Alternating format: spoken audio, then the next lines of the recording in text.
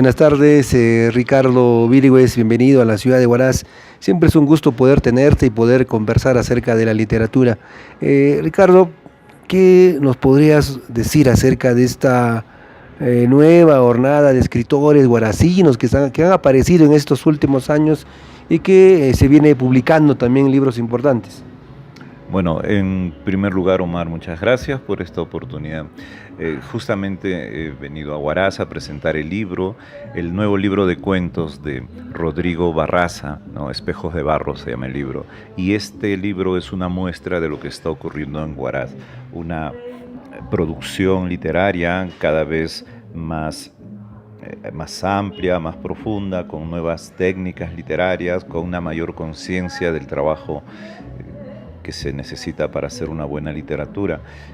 Creo que no solo en Huaraz, sino en el Perú en general, hay muy buenas noticias sobre lo que es la narrativa andina, ¿no? A diferencia de la narrativa indigenista de antes, la narrativa andina es una narrativa urbana, narra los problemas, las contradicciones, los amores y desamores que viven los personajes dentro de la ciudad, ¿no? Porque la ciudad plantea otros problemas. También aparecen seres fantásticos, personajes creados por la fantasía popular y que son integrados a la literatura escrita. En fin, esas son algunas de las características y creo que la literatura ancashina y la huaracina especialmente está pasando por buen momento. En cuanto hacías referencia a la narrativa andina, ¿crees que está urbanizándose más? ¿Se está escribiendo más del ande de la parte urbana? Así es, efectivamente. Una de las características de la narrativa andina es su carácter urbano. Es más, incluso hay una conciencia lingüística, no solo en el castellano, sino en el quechua o la inclusión del quechua en un castellano quechuizado, ¿no? Todo eso con fines estéticos, naturalmente. Y desde Puno hasta Cajamarca son ahora los problemas de la urbe dentro del mundo andino los que están asaltando, digamos, las preocupaciones de los escritores. Antiguamente era el mundo rural, el predominante, ¿no? Los problemas del campesinado. Ahora ya no tanto, eso ya casi ha desaparecido. No quiere decir que no sean importantes, sino que el escritor le presta más atención a lo que ocurre en su cotidianidad, que es en la ciudad. En torno a este tema de la literatura aquí en la ciudad de Huaraz, ¿qué nombres conoces, has leído de algunos escritores de aquí de nuestra zona, en la ciudad de Huaraz? Sí, conozco de casi todos los que escriben acá. Por ejemplo, Mautino, Edgar Norabuena, Daniel González, no solo Rodrigo Barraza, ya te cité, creo, a Wilder Caururo.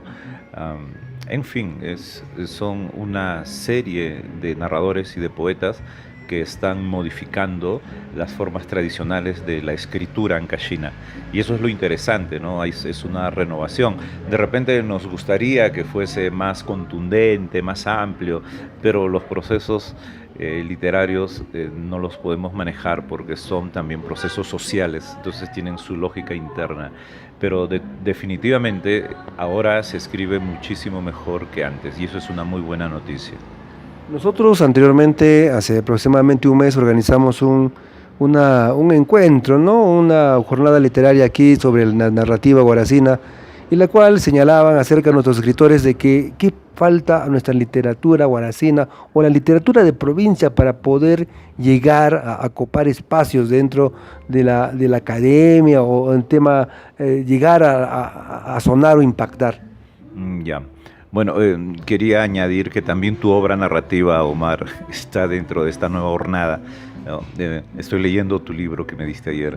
Bueno, quiero decir que no solo en Huaraz, en el Perú en general, incluyendo a Lima, lo que nos falta es una mayor conciencia de la técnica literaria, que no se enseña ni siquiera en la universidad, ¿no? Hay más historia de la literatura y teoría literaria, más cómo escribir narrativa o cómo escribir poesía, que es lo que interesa al escritor propiamente, talleres del arte de la ficción o de la escritura creativa, como quiera que lo llamen.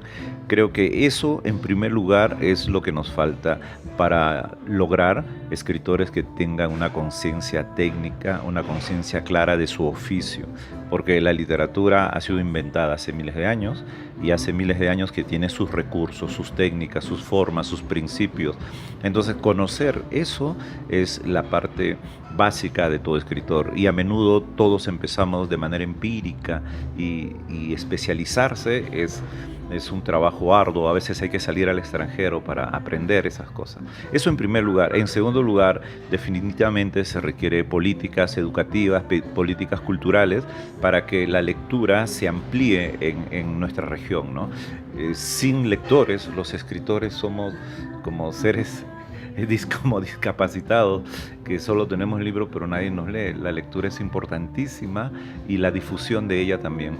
Y definitivamente eso implica todos los elementos de difusión, tanto en la prensa escrita como en la prensa televisiva y radial, para que más que noticias de crímenes, lo importante sean noticias culturales las que atrapen nuestra atención.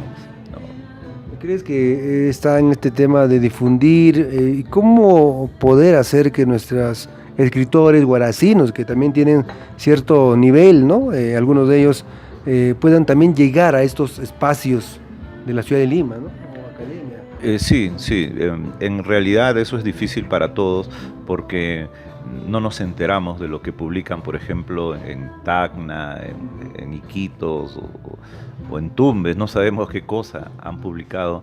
Y eso que en el Perú se publica un promedio de 2.000 libros al mes, 2.000 títulos al mes. ¿Y dónde están? ¿Cuáles son? No sabemos. Carecemos de un sistema de distribución de libros, lo que antiguamente eran los distribuidores, ¿no? Y casi las pocas librerías que hayan sido copadas por las editoras transnacionales, ¿no? Entonces, difícil acceder a librerías. Pero exclusivamente para el ámbito académico es importantísimo, creo yo, que las regiones organicen eventos literarios, por ejemplo, congresos, y que en esos congresos los académicos sean invitados y se hagan los intercambios de libros adecuados. Yo creo que esa es la manera más efectiva, más rápida y más directa de poder difundir nuestras obras. En tu caso, Ricardo, tú has publicado ya más de 40 libros, ya tuve una experiencia importante en el tema editorial. ¿Cuál es ese secreto para seguir escribiendo y seguir impactando con tu literatura? Bueno, no es ningún secreto, porque simplemente me dedico de lleno a esta tarea literaria. Entonces, 40 libros en realidad es muy poco cuando uno se dedica a escribir. Tengo el doble escritos que faltan publicar, ¿no? Y tengo el triple planificados, empezados. Tengo más novelas empezadas de las que imaginaba, y a veces las dejo y la abandono un tiempo. Entonces, es una dedicación en cualquier hora en que puedas trabajar, mañana, tarde, noche, en el viaje, en el bus, o vienes a Huaraz y estás con la laptop escribiendo algunas ideas. Se trata de eso, ¿no? De una dedicación.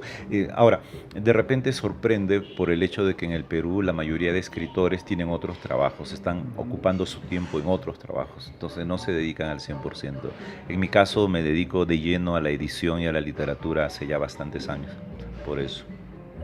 También has incursionado en temas, ¿no? Infantiles, ¿no? De todo tipo de literatura, ¿no? ¿Puedes contar un poco? Sí, ensayo. Una sola vez cometí el pecado de publicar un libro de poesía. No lo he vuelto a hacer, felizmente. Cuentos y narrativa es mi fuerte. Dentro de ella, narrativa infantil, ¿no? Para chicos de colegio, narrativa juvenil. Me parece que los chicos lean es una gran cosa, porque van a mejorar su mirada sobre el mundo, su comprensión de las cosas, y que estén relacionados con el mundo de la cultura es fenomenal. Entonces, apostar por la lectura de los más jóvenes me parece una manera de ver también la literatura de manera integral. Me falta aún probar otros géneros. El último libro que publiqué, Hotel Pucallpa, por ejemplo, aborda el género fantástico de terror, ¿no? Eso es algo que no había trabajado antes y ahora ya lo hice.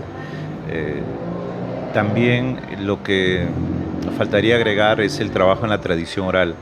En los últimos años estoy investigando bastante en lo que es tradición oral. Me gustaría que algún día se publicasen todos los cuentos de tradición oral de los pueblos peruanos, amazónicos, andinos, o también por regiones. ¿Tú te imaginas un tomo entero y gigantesco sobre literatura de tradición oral de Ancash, ¿no? De todas las provincias y distritos? Sería fenomenal. Un libro inmenso, una enciclopedia. Pero mientras tanto vamos avanzando de a pocos. ¿Qué te parece, ya para finalizar, este tema de plan lector en los colegios, la promoción de la lectura en los colegios? ¿Está bien, está mal? ¿Qué más se puede hacer? No, definitivamente que es una muy buena intención. Lo malo es que no se cumple. Lo malo es que los maestros son los principales enemigos de la lectura de los chicos, ya sea porque no tienen tiempo o no les guste leer, porque la gran pregunta es ¿por qué a los maestros les encantan los libros de, de autoayuda, por ejemplo? Es increíble, ¿no? Y no es que ellos tengan toda la culpa, pero tampoco en casa ayuda mucho. Los padres no son buenos ejemplos para adquirir libros. Yo recuerdo que antiguamente cada familia tenía una biblioteca en casa, una biblioteca familiar. Ahora eso ha sido reemplazado por un televisor. Entonces, ni el Estado tampoco ayuda. Hay formas un poco mafiosas de conseguir libros y, y no se difunde adecuadamente la producción nacional de literatura infantil juvenil.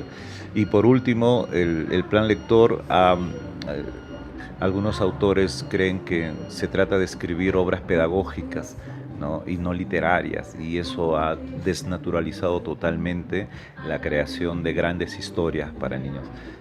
Pero, sin embargo, el esfuerzo es loable. No se paga impuesto por el libro, lo que no pasa en otros países, ¿no? ¿Qué más te diría? Creo que un compromiso más serio sobre el plan lector haría que los chicos leyeran más, porque el plan lector en realidad es un plan de emergencia porque no se lee. Entonces, leer un libro al mes, que es lo que pide el plan lector, es una emergencia. No significa que ese es el objetivo. El objetivo es un libro a la semana, ¿no? Y la mayoría de colegios no pide a las justas un libro cada semestre. ¿Ves? No hablamos el mismo idioma entre maestros, escritores y el Estado. Así que es muy complicado ese tema, pero yo creo que debería hacerse mucho más obligatorio y más amplia la producción literaria. Algo final, Ricardo, para finalizar la entrevista, es un mensaje a nuestros escritores, a la población en general. Bueno, felicitar a los escritores ancashinos por esta mejora visible en la calidad de la poesía y de la narrativa ancashina, ¿no? Esperar que haya más intercambio, que los escritores viajen a otras regiones o que organicen varios encuentros, jornadas, congresos en Huaraz para que otros escritores vengan. El intercambio es completamente necesario. Además sirve para difundir nuestra obra, que es una necesidad. Así que un gran abrazo para todos. Gracias.